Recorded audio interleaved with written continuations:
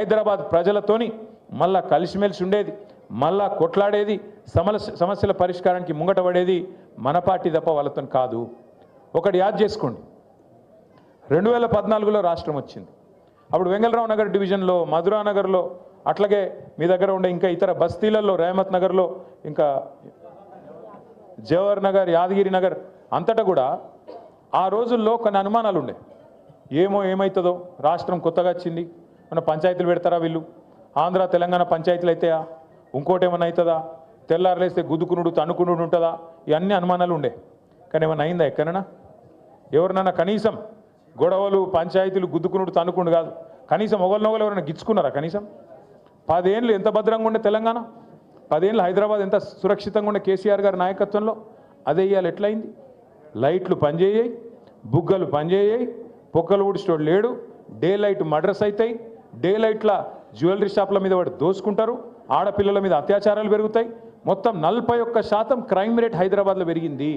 నిన్న మీరు వార్తలు చూడండి, ఇవాళ పేపర్లలో 3 కొట్టుకపోయిన వర్షాలలో, 3 కొట్టుకపోయిన వర్షంలో. అంటే నేను ఎందుకు చెప్తున్నా ఇదంతా అంటే, పట్టించుకునేటోడు లేడు హైదరాబాద్ని. ఇవాళ ఒక మంత్రి లేడు, ఒక ఎమ్మెల్యే లేడు అని కనీసం అడిగేటోడు కూడా లేడు హైదరాబాద్లో. అటువంటి పరిస్థితి ఈ కాంగ్రెస్ ప్రభుత్వంలో ఉన్నది. జిమ్మెదారు గల ప్రభుత్వం అయితే, నిజంగా బాధ్యత గల ప్రభుత్వం అయితే, ఇట్లాంటి వర్షాలు పడుతున్నప్పుడు సీరియస్గా పెద్ద ఎత్తున ఇబ్బందులు ఉన్నప్పుడు ప్రజలకు ఒక 3 మంత్రులను జూబ్లీహిల్స్ ఎలక్షన్లో పెట్టుడు కాదు, 3 మంత్రులను హైదరాబాద్ మొత్తంలో పెట్టి ఎక్కడ సమస్య ఉంటే అక్కడ పోయి పరిష్కారం చేస్తే ఒక గది ప్రభుత్వం అవుతుంది. ఆ పని మనం చేసినాం 10 ఏళ్ళు, వీళ్ళు చేయలేదు. సరే, మనం కట్టినట్టు వీళ్ళకు 36 ఫ్లైఓవర్లు కట్టే చేత కాకపోవచ్చు, కానీ కనీసం పొక్కలు ఊడ్చే తెలివి కూడా లేదా? కనీసం రోడ్ల మీద గుంతలు పడితే ఆ గుంతలు ఊడ్చే తెలివి కూడా లేదా? దయచేసి ఆలోచించండి. నేను మిమ్మల్ని కోరేది ఒక్కటే, ఇవాళ మీరందరూ కూడా 56 బూత్లకు సంబంధించిన బూత్ కమిటీ సైనికులు ఇక్కడ ఉన్నారు. మీ అందరితో నా ప్రార్థన ఒకటే, మళ్ళీ కేసీఆర్ గారే రావాలనే మాట ఇవాళ హైదరాబాద్లో కాదు, ఇవాళ రాష్ట్రంలో ఉండే ప్రతి వర్గం నుంచి ఒక్కటే మాట వినబడతా ఉన్నది. అప్పుడే మంచిగుండే, తిరిగి కేసీఆర్ గారిని తెచ్చుకోవాలనే మాట వినబడతా ఉన్నది. అందుకే నేను మిమ్మల్ని కోరేది ఒకటే, కేసీఆర్ గారు తిరిగి మళ్ళీ రాష్ట్రానికి నాయకత్వం వహించాలి అంటే ఆ జైత్రయాత్ర మీ జూబ్లీహిల్స్ నుంచే మొదలు కావాలని చెప్పి నేను కోరుతా ఉన్నా. మీ వెంగళరావు నగర్ డివిజన్ నుంచే మొదలు కావాలని నేను కోరుతా ఉన్నా. यहीं से शुरू होना अपनी जीत की जो सिलसिला है, यहीं से शुरू होना है. क्योंकि आज हर कोई चाह रहा, आप कोई ऑटो चलाने वाले हमारे भाई से पूछो, क्या हालत है रे भाई, क्या हालत है, बर्बाद हो गया ना भाई, क्या करें. मैं 2-4 महीने पहले मैं आ रहा था कहीं असेंबली से, मैं पार्टी ऑफिस आ रहा था. आते आते बीच में वो बंजारा हिल्स के पास रेड लाइट आया तो रुक गया मैं. इतने में मेरे बगल में एक ऑटो आ गया. ऑटो वाला सलाम बोला, मैं भी सलाम भाई बोला. बोलते ही उन्होंने बोला, साहब एक बार शीशा नीचे करो. मैं शीशा नीचे कर लिया. बोला सलाम, मैं फिर से बोला सलाम. क्या नाम है? बोला महमूद. बोला महमूद भाई क्या हाल है? क्या हाल है साहब? बर्बाद है. मैं बोला बर्बाद क्या हुआ? क्या है साहब? पूरा धंधा कारोबार ख़त्म, कहीं भी रोटेशन में पैसे नहीं है. एक तरफ रियल एस्टेट ख़त्म हो गया, एक तरफ हमारा कारोबार ख़त्म हो गया. कहीं भी देखो आप, आज कोई नहीं है साहब. केसीआर साहब जाने के बाद वो गया साहब, वो माहौल गया हैदराबाद में, वो पुराना वाला हालचाल नहीं है అని అన్నాడు. मैं क्या करूं महमूद भाई, फिर एक ఓట్ का सजा 5 साल है ना, ఒక ఓట్ శిక్ష 5 ఏళ్ళు కదా అని నేను అన్నా. అంటే ఏమంటాడు తెలుసా महमूद भाई, कोई तरकीब नहीं है क्या साहब, कोई तरकीब అంటే ఏమైనా ఉపాయం లేదా అంటుండు. యాడున్నది ఉపాయం యాడున్నదంటే మీ చేతులు ఉన్నది. జూబ్లీహిల్స్లో మీరు గట్టిగా గుద్దుతే వీళ్ళు చక్కగా అవుతారు, లైన్లోకి వస్తారు. ఇచ్చిన హామీలన్నీ నిలబెట్టుకోవాలంటే మీరు జూబ్లీహిల్స్ లగాయించి మంచిగా పిడికిలు బిగించి కడుపులోకి వెళ్ళి గట్టి గుద్దుతే అన్ని చక్కగా వెళ్తాయి.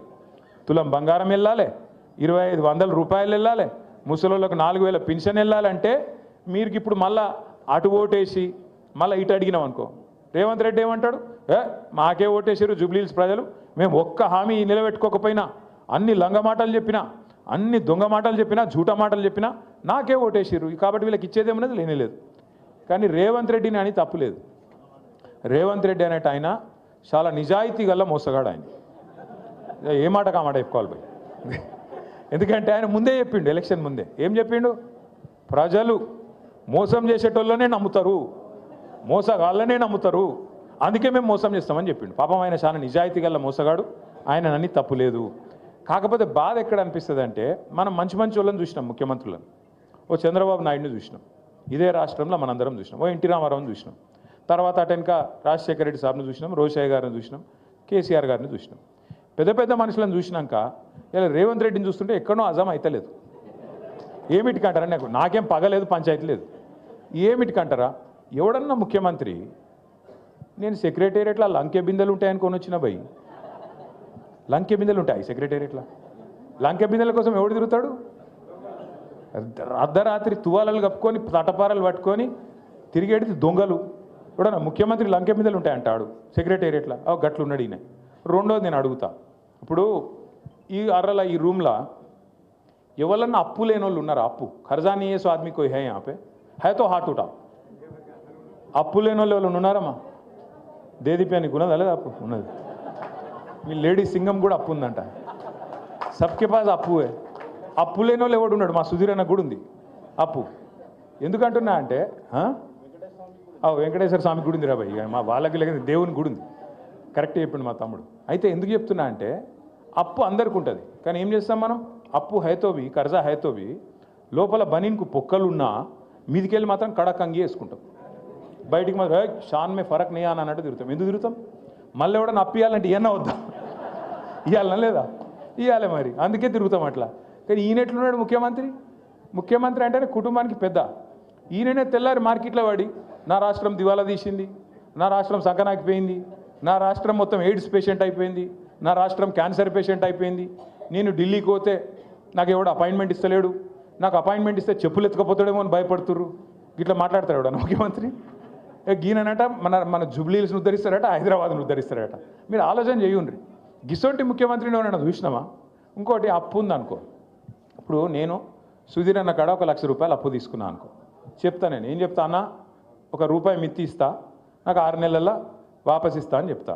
ఏదో వెళ్ళలేదు నాకు. సుధీర్ అన్న ఫోన్ చేస్తుండే 6 నెలల తర్వాత, ఏమైనా భయ్ ఇస్తలేవు అని. 2 సార్లు ఫోన్ ఎత్తుతా, 3 సార్లు ఫోన్ కట్ చేస్తా, I'm not accessible, not reachable అని పెడతా. పెట్టినాక ఓ రోజు సుధీర్ అన్న వచ్చి పట్టుకుంటాడు. అరే దొరుకుతలేవు, ఏం సంగతి రా భయ్ అని పట్టుకుంటాడు. పట్టుకున్నాక ఏం చేయాలి నేను? అరే కాదన్న దండం పెడతాను, ఏమనుకోక జర వెళ్తలేదు, ఇంకో నెలాగి ఇస్తా అని చెప్తా. కానీ ఈ ముఖ్యమంత్రి ఎట్లున్నాడు తెలుసా?